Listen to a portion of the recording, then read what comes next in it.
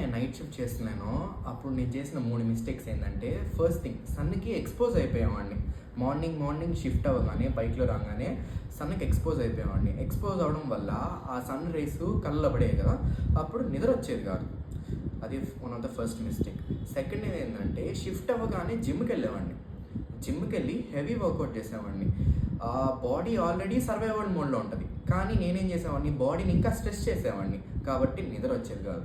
Next third తప్పేంటంటే, రూమ్‌కి రాంగానే ఏవైతే విండోస్ ఉంటాయో ఆ విండోస్ నుంచి మళ్ళీ సన్‌లైట్ వచ్చేది. దానివల్ల నిద్ర వచ్చేది కాదు. కాబట్టి అక్కడ ఏం చేయాలంటే రూమ్ అంతా డార్క్‌గా పెట్టుకోవాలా. అంటే మనం ఆ నైట్ ఎన్వైర్న్‌మెంట్ అనేది క్రియేట్ చేయాలా. అప్పుడు క్రియేట్ చేస్తే మనకి నిద్ర అనేది బాగా వస్తుంది. కాబట్టి ఈ 3 మిస్టేక్స్. ఫస్ట్ వచ్చేసి సన్‌లైట్‌కి ఎక్స్‌పోజ్ కావకండి, సన్ గ్లాసెస్ పెట్టుకోండి. తర్వాత సెకండ్ మిస్టేక్ వచ్చేసి నైట్ షిఫ్ట్ అవ్వంగానే డైరెక్ట్‌గా జిమ్‌కెళ్ళి వర్కౌట్ చేయబాకండి. థర్డ్ థింగ్ వచ్చేసి రూమ్ అంతా డార్క్‌గా పెట్టుకోండి. And normal room temperature maintain చేయండి. సరేనా?